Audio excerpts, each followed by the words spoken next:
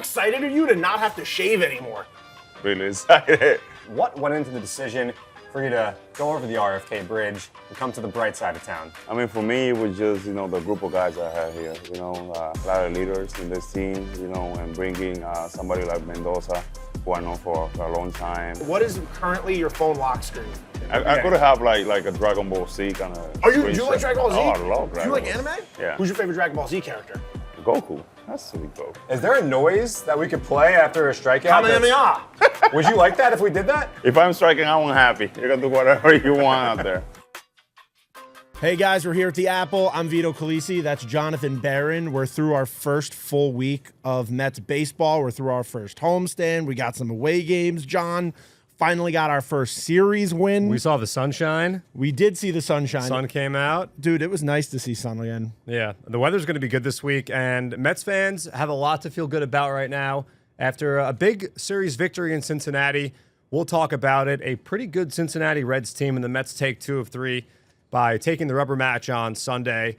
And a ton to love, but I just feel like there's a massive exhale from Mets Nation. Obviously, the 0-5 start was not what anyone had envisioned or wanted, but suddenly the Mets have taken 3 out of 4, and you can make the argument that the Mets could have swept this series, and I know if ifs and buts were candies and nuts, every day would be Christmas. We didn't get to do an episode after the doubleheader, but they also could have swept the doubleheader. Could have swept the doubleheader, could have won Monday's game, a 0-0 game going into extra innings, so there are a lot of things a lot of characteristics about this Mets team that should give people a lot of optimism. One thing for me, and we spoke about this when we did our season preview episode back on, what was that? The 27th, the day before. Do dates matter that much that you needed the number? Yeah.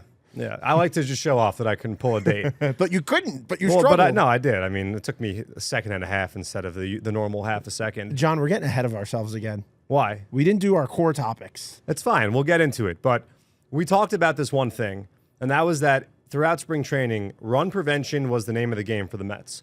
They showed that they could throw reliever after reliever at you, and they were going to throw up zeros, and that the starting pitching, while many people say, where's the ace? Where's the ace? Well, I don't need your label of ace. I got Jose Quintana, who's steady Eddie, who has been steady Eddie since coming back last July, and beyond that, obviously. Yeah. Luis Severino, who I texted you on Saturday morning and said, this is a big day for the Mets. It is. Luis Severino had to go out there and, bounce back from his first start against the Brewers, and he did just that. Sean Manaea, who has cruised through his 2 starts, we'll talk more about Sean. Jose Butto, who lost in the sauce because the Mets pulled off their first victory in dramatic fashion in Game 2 on Thursday. Butto was incredible. Yeah. Let's not forget, and Adrian Hauser pitched great in Game 1 against the Tigers as well. And you know what all that math leads up to? Tell me. The number 1 ERA in the National League. The number 1 ERA in the National League, a 2.71 mark, and that includes a bit of a blow-up inning. That includes the bullpen as well. A bit of a blow-up inning on Saturday where the Mets, where I think it was a 5-run inning they had allowed. Yeah, I mean, Saturday was like, let's all be honest. You're a Mets fan. We're Mets fans. That was a pretty tough inning to watch. Sure. I mean, I don't think it was any easier to play than it was to watch. I think anybody involved in that inning would agree that was not a good time. Right, but that's another thing that kind of gives you, in a weird way, some optimism that the Mets have made some mistakes that have put them in situations where these are easy things to clean up. Tyrone Taylor loses a ball in the sun. Yeah. That happens, The weird Ellie drag hit. I mean, I don't even know. What would you even call that? Yeah, it was a half swing. It was just a hit it where they ain't. Yeah. And it wound up doing a lot of damage. The expected batting average Ellie didn't on that even ball, know he hit it. No, the expected batting average on the ball is like, .02. It's not even 100, the expected batting average on that ball. The drop third strike. Omar Narvaez, a good catcher, had a great day at the dish. That one just squeezed by. It happens to Igor Shesterkin every now and again. Omar Narvaez has had a great week at the plate. Yeah. I mean, like we saw last Sunday, almost hit a grand slam. Yeah. Had a few good days this week. And then obviously that Saturday game, if things go differently in that inning, everybody's looking at Omar Narvaez as the hero of the game. Yeah. So, like I said, there are some things to clean up. But the Mets have done a really good job of preventing runs. The bats started to break out a little bit. Brandon Nimmo had a big day on Saturday. Francisco Lindor had a huge day on Sunday at the dish, hit the ball hard 3 times. Brett Baty continues to get on base with an OBP, above 350. Same with Starling Marte, back-to-back 2-hit games. Francisco Alvarez, of course, just continues to be great, the young phenom. So we can go on, but I think now we should get into the core topics. All right, core topics. Number 1 is going to be this week in Mets, just what to look at, how to take this week in, what we enjoyed, what we loved, and the bright spots of the week.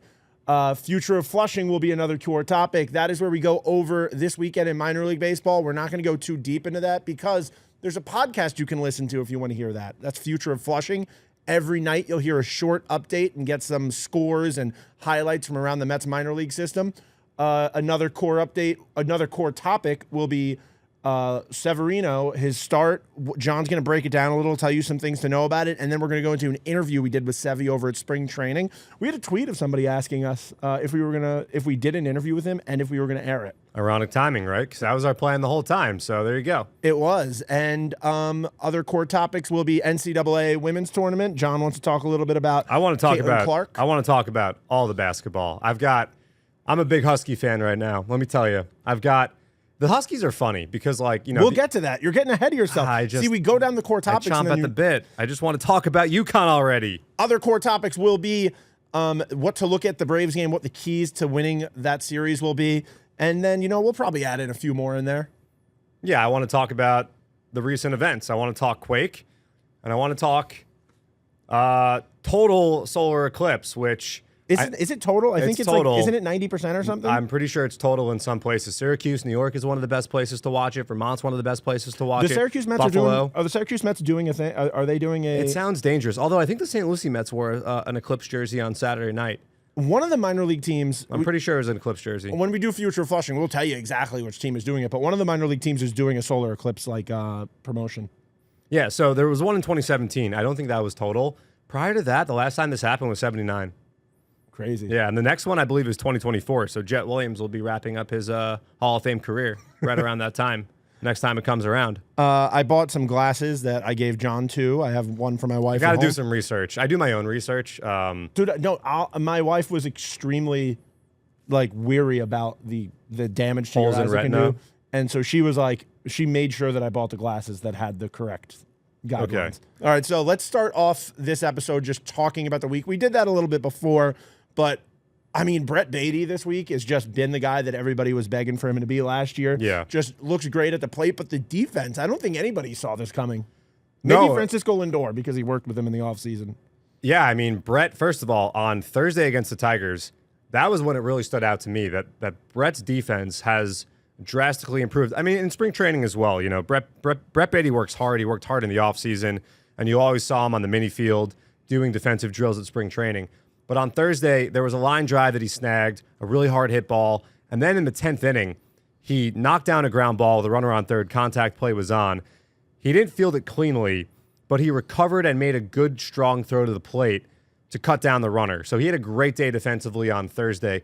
And then Friday night, he was a star defensively. He made a couple of great plays. I think Jose Quintana said he didn't even have words to describe the diving play that Brett made. So, when you think of Brett Baty, you think of the bat. But defensively, he really looks like he has improved drastically. And you love to see that. Of course, defense is so important. And David Stearns in the front office, they talk all the time about how important defense is and how you can't be giving away runs. And we saw that this weekend on both sides. The Mets, unfortunately, had some lapses defensively, and so did the Reds. And the team that made the fewer defensive mistakes in this series, they were the ones that won the games. Yeah. So you love to see that from Brett Baty. You know who I think Brett Baty might have also worked out with this offseason? Who? A little bit. He had flashes of Garrett Wilson in him. Well, he told us that he definitely got with Garrett Wilson. I know, and I'm saying he looked like he had some the diving catch he had. Yeah. I mean, that looked like he looked like a wide receiver out there. On the balls of his feet. On the ball, not the heels, on the balls. On just, the ball. Just ready to pounce. It almost was like his hair was on fire all weekend. No, that's not what it was like. Yeah, that's somebody else. Gary Keith and Ron actually said Brett Baty's the guy who plays with his hair on fire too. Yeah, he also is just working counts. He's fouling off tough pitches. He's laying off sliders, especially from lefty. He had an at-bat late in Sunday's game against Brent Suter, a really tough lefty on lefties. And he didn't get a hit, Brett didn't, but he still worked the count. He hung in there. He's just looking, and I'm going to use a term that I hate, but I'm going to say it. He's just looking more hitterish. He's looking more in control when he's in the batter's box. And it's showing, like I said, with the on-base percentage over 350 right now. Starling Marte, another person that has been exciting to see him get back into form. I mean, we said in the season preview, one of the biggest things of this season will be if we get that 2022 version of Starling Marte. And so far this year, I mean, is there anything more you could ask for? No.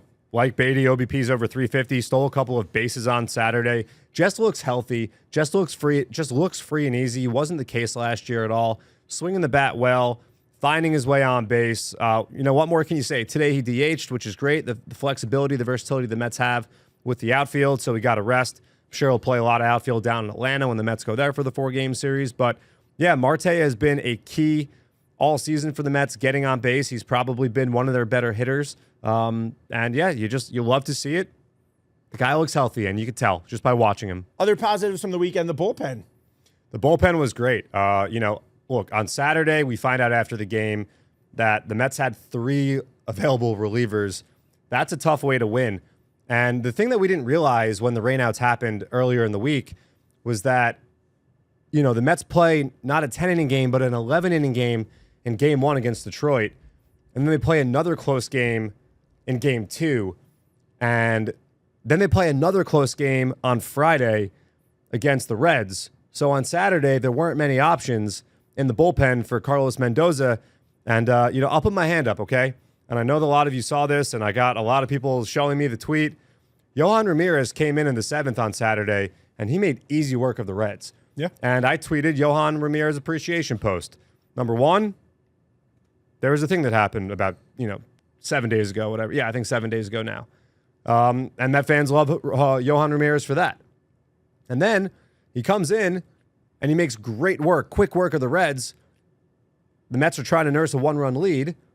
And I thought at the time, okay, you got your 1 inning, you move on. Who's up next? Ramirez goes back out there. A couple things go wrong. A couple things don't go his way. And the inning blows up in his face. Okay. So it all happened after I tweeted the Yohan Ramirez. By the way, I don't take it back. I didn't delete it. I still appreciate Yohan Ramirez. John doesn't believe in jinxes. John doesn't like jinxes. And I don't think John is a jinx. I think John just has bad timing sometimes. In life and in general. You're the king of bad timing. It was what it was. He's still done a good job. He appealed the suspension, and he gave the Mets 3 innings earlier in the week as well, which was big. But, it all goes back to the rainouts and having to play that doubleheader on Thursday. The Mets don't have days off. They're going to Atlanta. 14 games in 15 days? Yeah, they don't have Thursday off. Edwin Diaz pitched on Sunday. He made quick work of the Reds, so he should be available on Monday.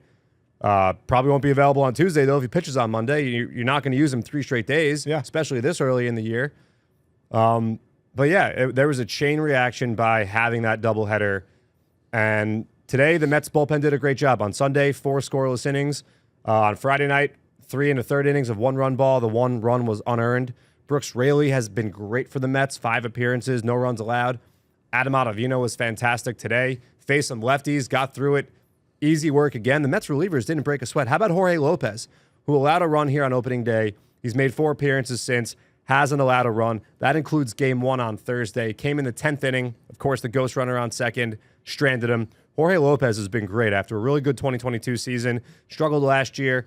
The Mets liked what they saw in Jorge Lopez. Looked at him as a prime bounce-back candidate, and he looks to be just that. So the Mets bullpen, aside from a few hiccups here and there, has been really, really good and helped them, was an integral part of taking 2 of 3 in Cincinnati this weekend. Yeah, I think Mets fans just need to realize that baseball games are made up of a lot of individual moments, and collectively, there's been a lot of bright spots. There's been a lot of positives. Like we just went over, the bullpen's been strong. The starting pitch has been strong. Those are the things that put you in position to win a game.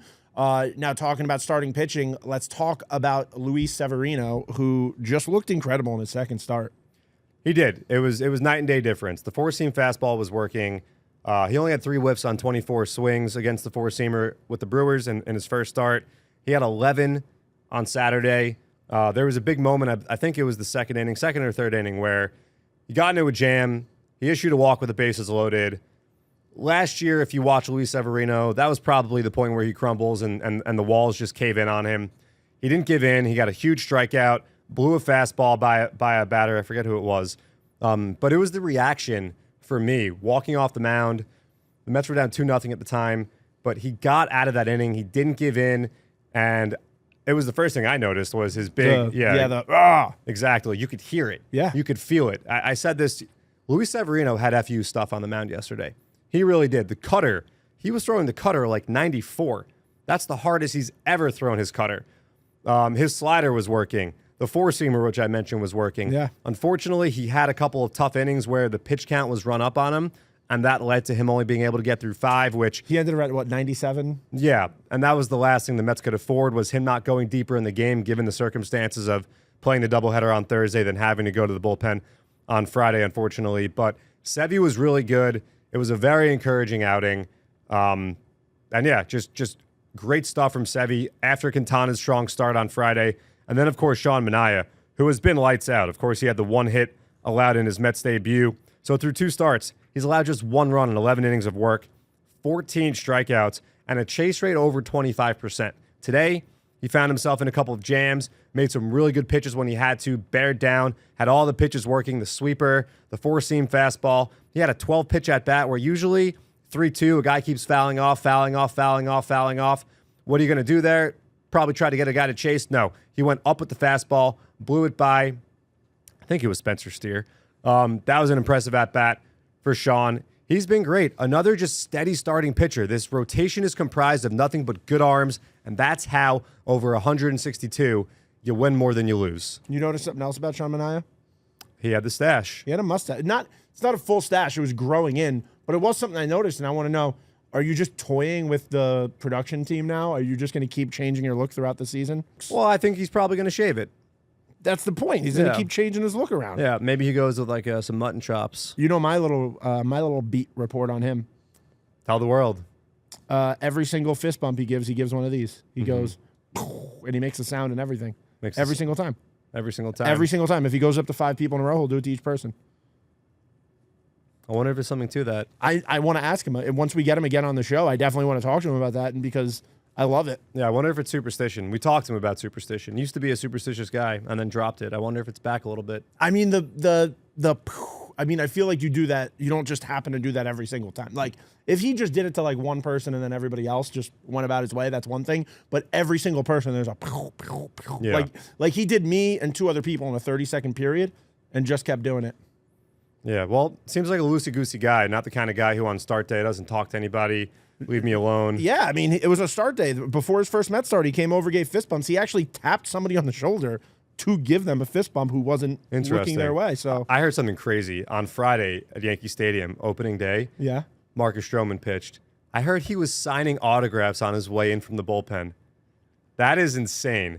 That's cool. That's pretty cool. That reminds me of Lastings Millage. That reminds me of one of my all-time favorite Mets, Lasting Millage. Yeah.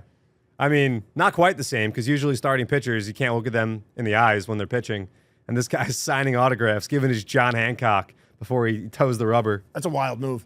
It is. But it's a cool move. I like it. I mean, that's why I threw it out there. No, that's a good one. I didn't expect that. I'm not going to lie. That came out of nowhere. I did not expect you to say that. And I did not expect you to bring that up. Yeah, well, I just thought of it. We were talking about guys who are kind of loosey-goosey, it seems, on pitch day. Yeah. Anyway, Manaea, 14 strikeouts. The Mets have 91 strikeouts as a team. That ranks 5th in the bigs. It's another one of these pitching statistics where you just heard so often leading up to the season that, the Met pitching, I don't know about the Met pitching. What are you guys talking about? What are you looking at? You fools. This is a deep team. It goes down to AAA to AA. I mean, you listen to Future of Flushing. We'll talk about Wander Suarez. We'll talk about the incredible start by Calvin Ziegler. Not saying that Calvin Ziegler is going to make an impact at the major league level this year, but, Jose Budo, Joey Butts comes up. Joey Butts. And shoves. He shoved in game 2 on. That game, by the way, couldn't have been any quicker. I said Joey Butts to somebody at spring training, and they looked at me like I was crazy. Not you, obviously not you. Yeah. But somebody else. It was when we were trying to figure something out. No, dude, yeah. And Jose Budo's a guy that if you would have listened to Future of Flushing last year, you would have known well about him when he got called up last year. Last year when he got called up, you would have said, oh, John and Vito, they've been talking about this guy the entire season, it feels like. But before we move on to Future of Flushing, why don't we jump into our interview? Hold on. I've got a couple more things. Breaking news. Before we go.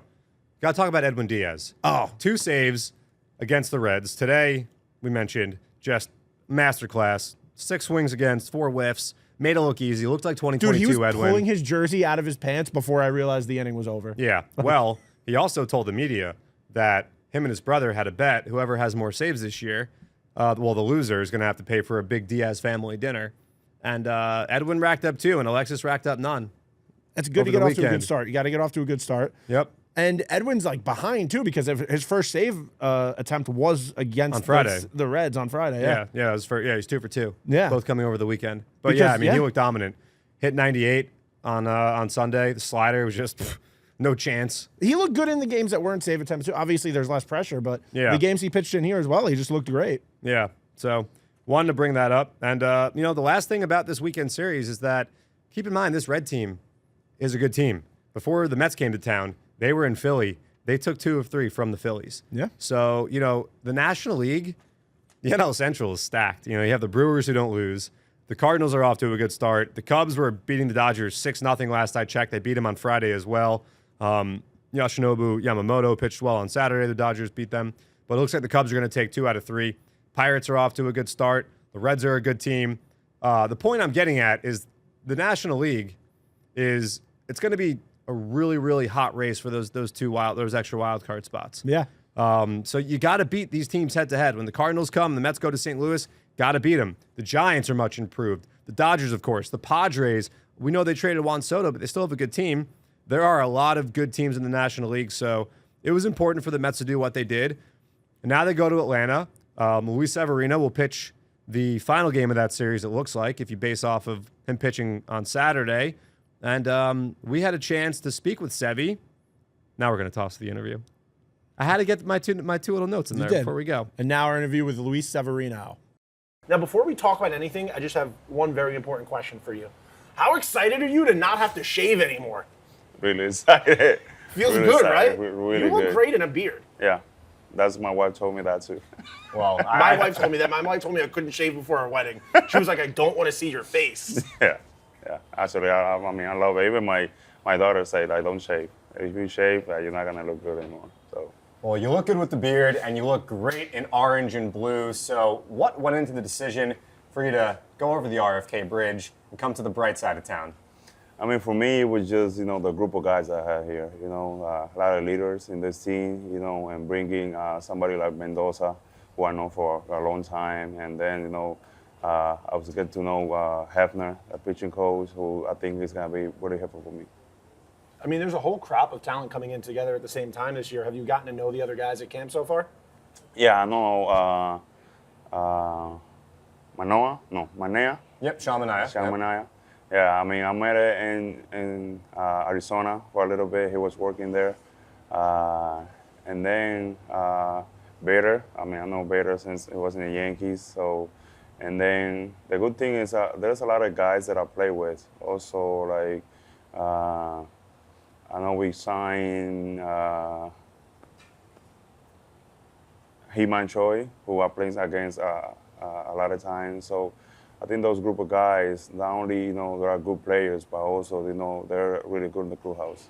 And you also have a relationship with Mets bullpen coach Jose Rosado, and that goes way back. Why don't you talk a little bit about your relationship with Jose? Yeah, I mean, I met Rosado when I signed in 2012. Wow. So my first trip to the United States, I threw a bullpen in Tampa, and he was the pitching coach there. So since then, we got along very good. Even when I was in the big leagues, when he got let go with the Yankees, I was talking to him, asking, what's going on with me, what you see up there, and he's just really good, mind to pick up. What does this year mean to you? I mean, for me, it's just a year that I can prove like who I am. I think the Mets staff see the same thing. I think if I'm healthy for a full year, I can do a lot of good things. And down the stretch last year, you were great, a sub-3 ERA over your last 6-7 starts. Does that kind of help you go into the offseason and enter 2024 feeling really confident about yourself? Yeah, of course, 100%. I mean, I think at the end of last year, I found some good tweaks that I did, between bullpens and between start that I think really helped me. I think in the first half I was overthinking a lot and not letting myself go out there and compete. So for me right now, I'm just gonna do that. And you spent some part of the offseason working at Driveline. What were you working on while you were there? I got some I can't say right now. Yeah, that's fine. Yeah, But I got some good stuff from there. I think that there people there are amazing. I mean, just developing new pitches and also looking fastball profiles and stuff like that. That thing that are really helpful for me. So in the season, you're gonna see I was working there. We're looking forward to it, and opposing hitters should not be looking forward to it. So that's kind of the baseball part of this. We obviously like to talk baseball, but we want to get to know Luis Severino a little bit better. And of course, Mets fans do, as one of the new top pitchers here on the Mets. So what does Luis Severino like to do away from the field in his free time? For me, video games. I like to travel. I love clothes, shoes. I'm obsessed with watches. So me and my wife got a little, couple fights because I spend too much money on watches and shoes. We've all been there. I got yelled at yesterday for that, actually. You know what I do now? I track shipping. I track my shipping stuff, and then I just make sure to get to the mailbox before my wife does. And she's probably watching this. Yeah. What's your favorite pair of shoes you own? So, man, I got so many. You can give us a couple. It doesn't have to be just Are you one. a Jordan guy? Are you a New Balance guy? Are you a Nike guy? So, I like Adidas a lot. You like Adidas? Yeah, I like the Ultra Boost. You got the like, Adidas on right now? Yeah. I got some just, like Louis Vuitton shoes, Gucci shoes. I got a bunch of, I just pick from each, brand that I really like and buy some shoes, but I mean, for one, I don't have one pair. I bought a pair of Gucci loafers for my wedding. You and did? It was the happiest thing Yeah. I've He done. was psyched about it. All right, so 2024 is coming up. Luis Severino is going to be an all-star, and we do the red carpet, right? So what are you wearing down the red carpet for the all-star games? I'm letting it go. I mean, I'll be full suit, maybe 3-piece suit that would be really nice. What watch? It has to be. I have a nice watch in my collection that is in a safe. What brand? A Patek Philippe that is being. I think is the right place to use it. So I think it'll be a nice suit. I don't have the color yet or the brand, but definitely be a 3-piece suit. And what about the shoes? What are you rocking for the red carpet there? Depends what the brand would I go with. If it's a Dolce Gabbana, I would definitely rock some Dolce Gabbana or Louis Vuittons. Depends. Nice. I mean, we got to go to you for fashion advice. I don't think we dress as good as we can. We need to reach our full potential. You can be like our style guide. When you're not busy. I mean, you're going to be pretty busy this year. I mean, I got some time. For shopping clothes, I always have time. Oh, we'll go to a store together this year. It'll be on the Mets. Yeah, that's a good idea. Of all your teammates, Yeah. you've gotten to know them now a little bit. Who's got the best style in that clubhouse? So I haven't seen a lot of guys. I mean, we are in spring training, we're wearing shorts and stuff like that. Yeah, so, John, they don't have their best clothes here. Yeah, Why would you I don't know. ask I don't know yet. I have to ask me that in the season to All see. right. This guy. All right. How about this? Which one of your former teammates had the best style? He wanted to say least style. I did want to say least style. Who had the worst style? Yeah, which Worst style? I did want to say least. Man. That's a lot of competition. Who was rocking Crocs? That's a lot of guys there. I would say Tommy Kenley. Tommy Kameley? Yeah. All right, Yeah. sorry, Tommy. I don't know. You didn't. Tommy's catching strays. How do you like the vibe of being a Met versus being a Yankee? It just, as of right now, everything is chill. We don't have all the guys here yet. But as of right now, everything is, so calm. Everybody's, is trying to get better.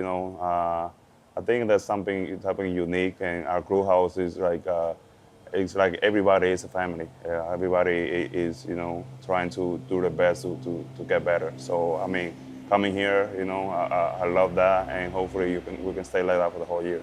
And you've pitched at Citi Field before, obviously, as a visitor. What are the biggest differences between pitching at Yankee Stadium, which is notoriously hitter-friendly, versus Citi Field, which has not been as hitter-friendly, especially in recent seasons? Yeah, I think, like you said before, the Yankee Stadium is a small porch in right field. It's not fun to go out there, If they hit a pop at the right field, you're holding your head, or it's gonna be a homer, it's gonna be kind of young. So hopefully I get to experience that in the Mets, trying to get those deep fly balls, they're not gonna go out. And also when I'm gonna go to the bullpen, they're not gonna boo me from center field now. So that's gonna No be bleacher creatures at Citi Field. So we like to play a game on this show called Meet the Met. So we're going to ask you some rapid fire questions, and just first thing that comes to mind or first thing you want to answer with, you're just going to throw it back at us, okay? Oh my God. All right, so first question, pretty easy. What is currently your phone lock screen? Me and my wife. A lot. You know what? We just got to stop asking that one. It's always going to be me and my girlfriend or me and my Yeah, wife. well, unless it's a single guy, and then, it could be like, it could be anything. Could be anything. Could be I could anything. have like a Dragon Ball Z kind of. Oh, do you like Dragon Ball Z? Oh, I love Dragon Do you like Ball Z. anime? Yeah. Are you my Hero Academia guy? My Hero Academia is my I haven't favorite. watched it. Have you talked to Senga at all about? No. He loves One Piece. One Piece is his So favorite. I started watching it, but I watched the show on Netflix Yeah, because the cartoons are too old and I'm like, 1,000 episodes. Yeah. Who's your favorite Dragon Ball Z character? Goku. That's sweet Goku. I mean, I don't know, man. Vegeta, Piccolo. I mean, like, we No, got so many no. options to choose from. Goku has saved the world like 20 times. I can't go. It's Goku. I feel so left out. I can ask you about your slider, but No, we're talking about no one Dragon wants Ball to Z hear about now. that. You guys keep going. You gotta come up with a taunt. You gotta come up with like a move after you get a strikeout that you're fucking going Super Saiyan. Is there a noise that we could play after a strikeout? Kamehameha. Would you like that if we did that? Oh. No? Don't After do a that. strikeout, if you threw a Kamehameha out there, you wouldn't like that? What about on the scoreboard? We could put like an animation on the you board. can do whatever. Well, we want to make you happy, Luis. You let us know. If I'm striking, I'm happy. You can do whatever you want out there. All right. Next question. Who is the most famous person in your contacts? Another phone question. Nah. Oh my God. I mean, got a lot of guys. I Don't know say who. Aaron Judge.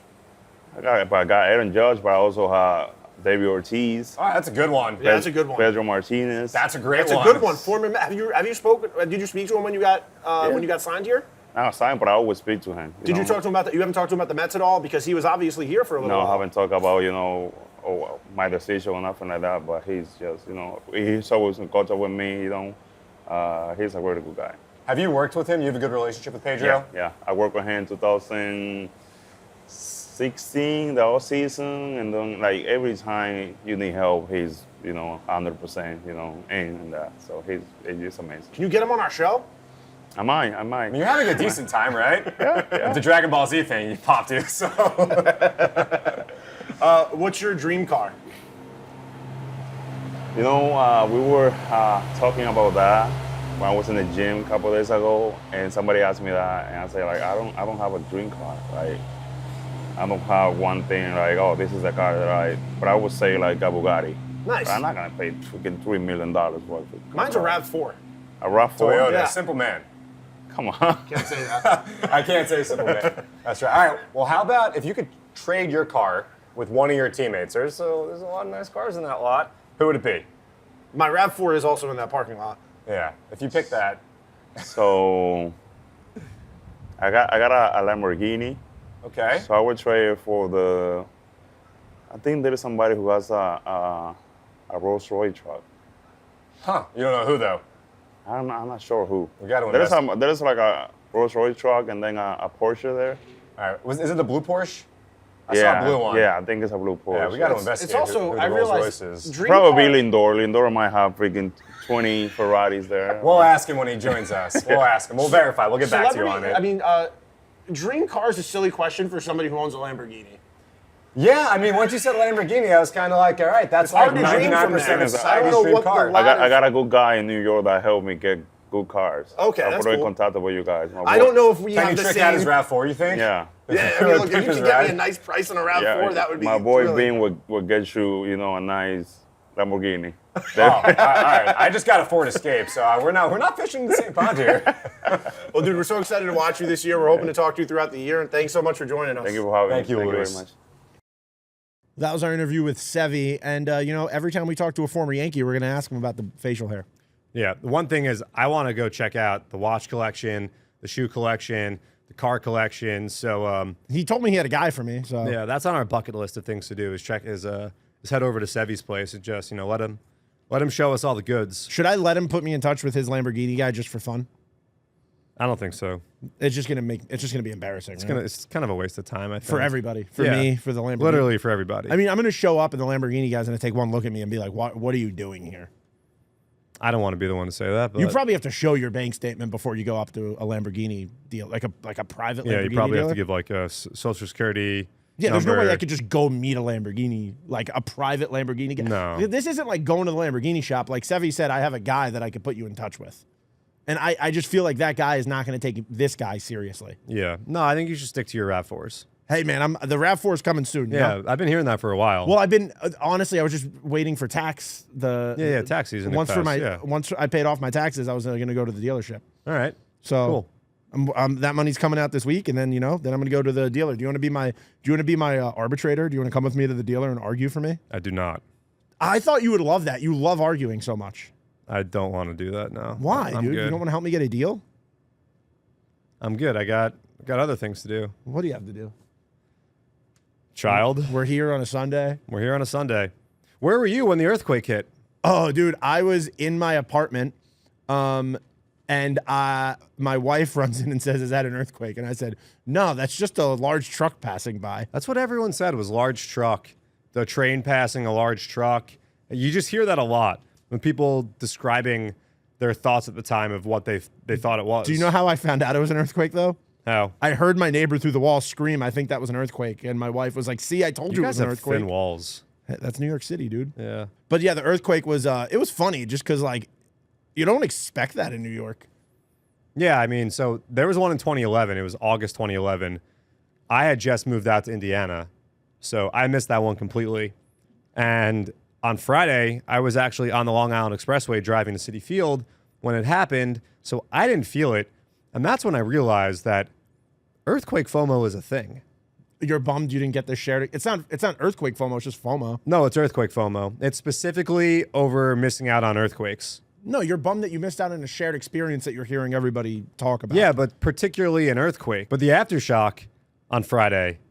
So I didn't feel that one, but I heard it, which is weird. I didn't feel it or hear it. I heard a rumbling, but I didn't feel a rumbling. But I was like holding my daughter and I was kind of swinging her around. So I was already moving. So maybe I just didn't feel it because I was already in motion. I could just be totally bullshitting right now completely and making things up that are nonsensical. I felt nothing. I was in Stamford, and I know that in the first the first earthquake, I had people tell me in Hartford that they felt it. So, well, it happened in Jersey. The epicenter was Jersey. I think Lebanon, New Jersey. Yeah. Which is right by White House Station, which is where I got my dog. Really? Yeah. I heard it was near a golf course. Yeah, maybe. I don't know. But 4.8 on the Richter, that's pretty substantial. So, but I've also heard, and now we're just going down a rabbit hole, that it has to do with the eclipse.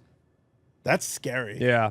Not more like spook. Not scary like, oh, I'm scared I'm going to get hurt, but like spooky. Like, Yeah, like the gravitational pull of the moon and things like that. yeah, that seems like the Mercury's in retrograde type stuff. I believe it is actually. Is it? I've also seen that recently online a few times. Ooh. That Mercury is in retrograde, but Well, why don't we jump into another core topic, future of Flushing. okay. Yeah. Big weekend for Mets minor leagues. Big weekend Well, across the opening minor week. leagues. I mean, it's opening week. The minor leagues are back. All levels are playing. And That's right. Cyclones are not home. Cyclones are going to be home next week, right? Cyclones were in Wilmington. The Rumble Ponies were also away. The Syracuse Mets got rained out like the New York Mets did, so they had a doubleheader over the weekend. That was so frustrating, just waiting to see Christian Scott's first start, just like constantly waiting for Got just pushed to when they were going to Thursday. play. Yep. St. Lucie Mets, they got underway. They were home against Daytona. So there was a lot of great stuff that happened all weekend. Alex Ramirez with the Binghamton Rumble Ponies, and he's looking like the 2022 version of himself, hitting rockets all over the place, stealing bases, had another big day on Sunday. Him and Jet Williams, top of that lineup, going to be a problem for opposing teams. Matt Rudick, also fully healthy, back in the lineup.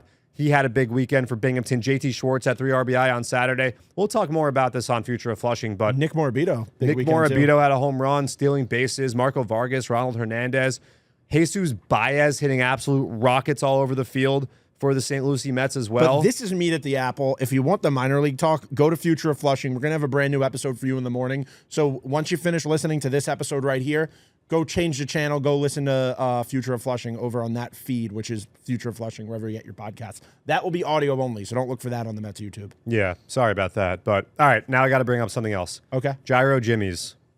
Oh, dude, I think that's the Bulgogi Bowl of this year. Yeah, Gyro Jimmy's is good. But I will say, so I got no fries. It's nice. You can customize. It's not like a pre-baked thing. So, they shave it, dude. They have the meat Oh, I there, saw. and they're Yeah, shaving yeah. it right off. Yeah. So, and that is in the Metro Marketplace, which is, I think it's my new favorite place in the ballpark. My favorite edition of the 2024 season for Citi Field is 100% the Metro Marketplace, which is located in left field. It used to be Caesars Sportsbook. Now it's like a food hall where you have like a few different options. You have donuts, Prince Street Pizza, gyros. There's a sub place there. There's the Amazing Deli, which you can get a turkey BLT or you can get an Italian sandwich. Yep. It's my favorite place, but the gyro is fire. Yeah, but I do kind of think it is a snack. You had asked me this. It's kind of a snack. It's just not. I feel like I need 2 of them, but I also don't think 1 hot dog is a substantial meal. It's not. No, I don't think anybody would call a hot dog a meal. Speaking of a hot dog, yeah, I have a challenge for you. Is it like an eating challenge or It's not. Okay. It's not. What is it? I challenge you and I picking a day on the calendar, gearing up, and going out and dishing out glizzies to the wonderful Met fans. I know I just made fun of like you could just go along with bits, but like I'm not. This is not a bit. I'm serious. I know it's not. I just think it's funny that like I thought you were going to bring up something you've been wanting to do this for a while. Yeah, well, I haven't mentioned it in a microphone. So I know. I'm just saying, just be forthcoming. No. You've been wanting this for a while. We could do it. There was no argument. Like, yeah, let's do it. Nobody ever said no. Don't You do said it. you don't want to do it. I never said that. You were like, I'm not going to win that. It's not going to be fun. I never said I didn't want to do it. I just said I never said that. I never said I didn't want to do it. I just said you would win. Why do you think I would win? I feel like you badger and you're better at like. You can't badger someone to buy a hot dog, dude. You used to badger people to buy Marlins tickets. That's different. No, I think that's much harder. No, it's different. It's a lot different. I think it's a lot harder to get people to buy Marlins tickets than it is to sell hot Okay, dogs. but you're badgering them like it's not the same thing. The hot dog, you're just letting your presence be known. You're not trying to explain to somebody why buying this hot dog can help them with their business. Wait, you would have to convince people that buying Marlins tickets would help them with their business? Some people, yeah. I mean, they I get sell it. the You were businesses. Like, you were like, oh, you were on. I thought you were just like. Both. Oh, I didn't know you did all of that. Yeah, both. Okay. Yeah, I'm a polished salesman, so you should expect me to win this. That's just what I said. I literally said that you would do good at Nah, this. but there's no. You can't try to explain to somebody why. The benefits of buying this will get them all of these. You're these like perks. a sell me this pen guy. Yeah, no, it's do you want this hot dog and this bun or Dude, not? selling hot dogs, I would do the 50-50 raffle. I would try to see how many we could sell of those. Wear the cool little vests they wear. Mm-hmm. You know what's one thing I noticed about the beer guys this year? No, They have a rack on the front of the beer bucket. showing off what they have. Yeah. I've seen that before. But not here. Yeah, I think so. No, dude, that was never here. No, I really don't think they had the rack in front. They might have showing had. their items on display. Yeah. I think they used to have like stickers that would show you what beers they might have. Well, I feel like they didn't always have so many options. I feel like it was just Budweiser and Coors Light or oh, something dude, like now that. there's like 12 options. Well, in now those. you have all the seltzers. Yeah, you have a lot of seltzers. You have the Vizzy. What's your go-to beer at a game? I am a fan of the green beer that's a little skunky. The Dogfish Head IPA. No, Heineken. Oh, Is that sold here still? I think so. Okay, so I could say that without us pumping another brand. I don't know. If it's not here, I'm sorry. We used to drink it here at some point. I've definitely had a Heineken in Citi Field before. Heineken's my answer. I like Heineken. At a game, yeah. Yeah, I mean, just in general, it's my favorite beer. Oh, really? Yeah. I like a Coors Light at a game. I like Coors Light also. You could really, it's a really good, When those mountains are blue. yeah, it's a good day-long thing. You Oh, know? yeah. And especially, you know what? A lot of people complain about the price of a beer at a game. Mm-hmm. And I know that like we're the team podcast, so like we're very team friendly. We push team stuff. Yeah. But I actually do have a big argument.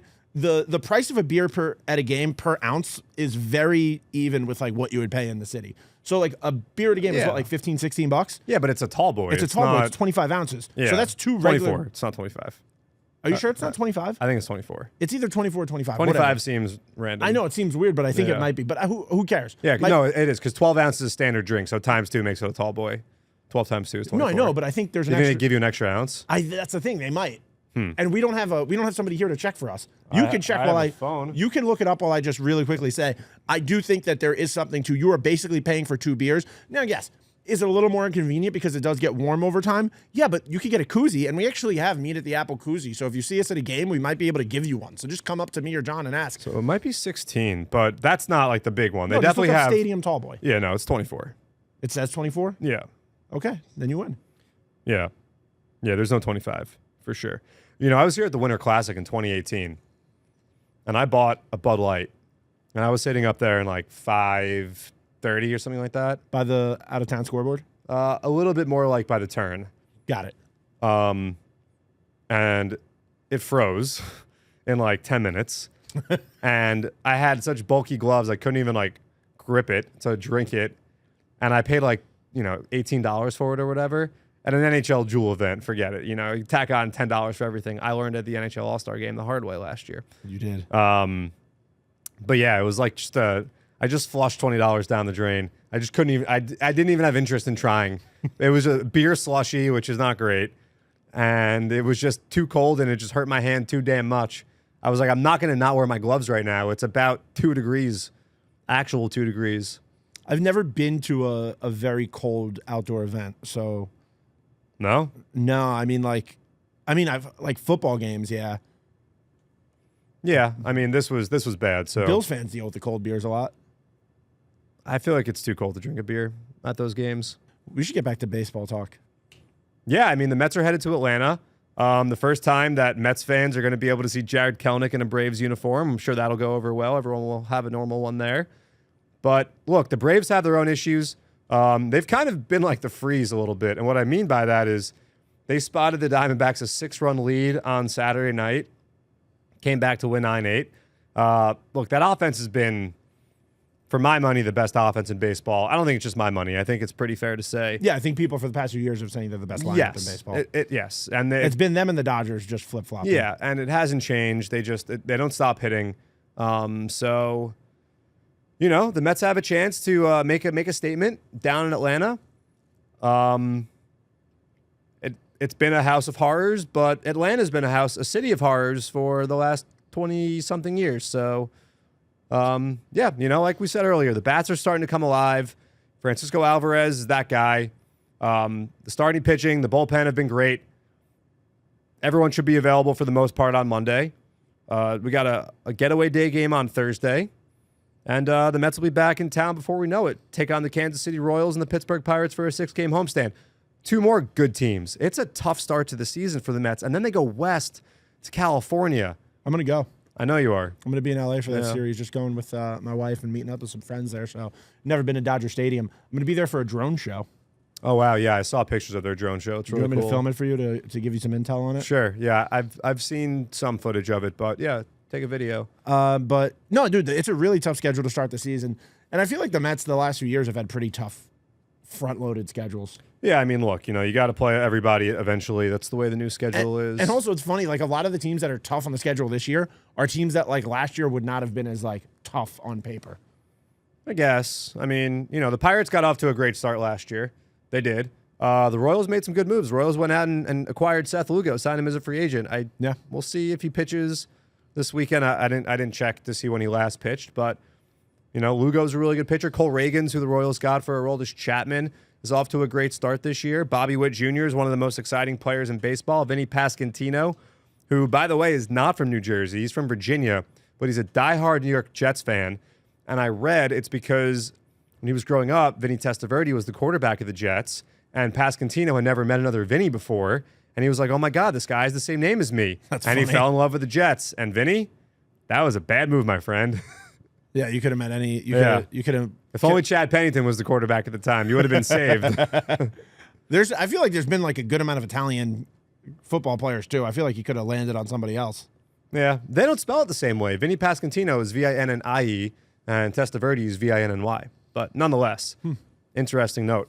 All right, real quick, also, I want to talk about college hoops. First of all, South Carolina just wrapped up the national championship. They run the table. I think it was 38-0.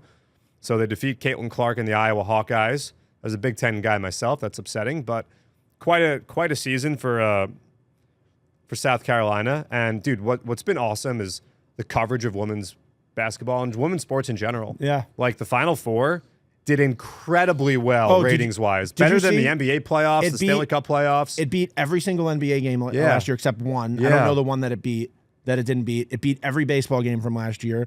It beat every hockey game. I think it even beat some football games. Like, it's pretty nuts to see what seems like an overnight just explosion. Yeah, well, attention.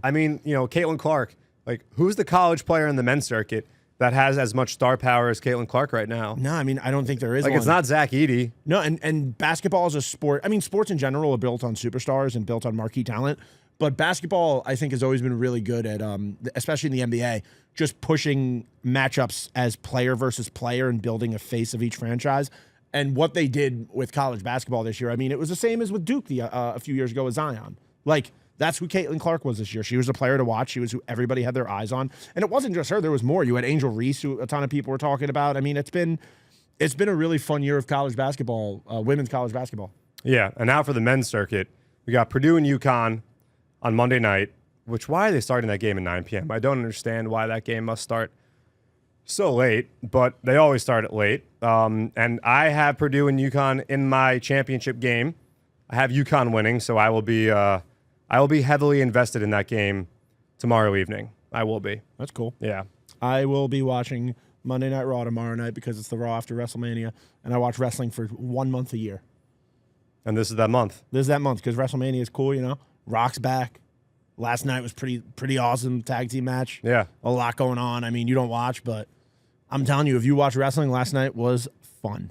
One match was fun. Actually, it was like a pretty mediocre night except for the main event. 45-minute main event. Because The Rock showed up. Oh, okay. Oh, WrestleMania, yeah, in Philly, right? In Philly, yeah. Yeah, I remember when they were advertising that here. You do, LA Knight, dude. Yep. We made buddies Yeah. with him. Yeah. But hey, man, it's a fun time to watch sports, man. We got baseball back. I'm excited for the Mets to come back home next weekend. Let's do a little bit of around the city because we got a big weekend coming up at Citi Field. Saturday, you got the Doc Gooden bobblehead with the bobble arm, and then Sunday, you get to watch Doc's number get retired with a bevy of 86 Mets and other Mets legends here. Yeah, it's going to be great. We talked about it last week. Number retirements are always fun, so really looking forward for that. The team to come home. Should be a great weekend here at Citi Field. Yeah, just get those tickets. Make sure you get here because I love being at a number retirement ceremony. We talked about it last week of all the ones we went to already. But get to Citi Field, get that bobblehead, watch some former Mets come in and help hype the team up. I mean, I feel like it's got to be fun for the players to like be in the dugout and watch these guys come in and see the admiration they get from the fan base because they reach that level. Yeah, and Doc is the special one. There's so much love for Doc Gooden in the Mets fan base, so it'll be a special day as he finally gets the recognition that is long overdue for Doc Gooden. Yeah, so we'll see you Mets fans this week. Nobody won the signed ball because none of you guessed. So that's on you. We'll come up with another giveaway soon. Yeah, the answer was Matt Harvey, Pedro Martinez, and Aaron Harang, which no one was going to get, so no. It's all good. All right, well, Mets fans, you can follow us on Twitter. I'm at Vito F. Khaleesi. I am at JMB9191. And you can subscribe to this podcast on Apple, Spotify, wherever you get your podcast. Mets YouTube page, throw some comments, but, throw us some reviews on Apple, on Spotify, and make sure you hit that subscribe button. And we'll see you guys next week.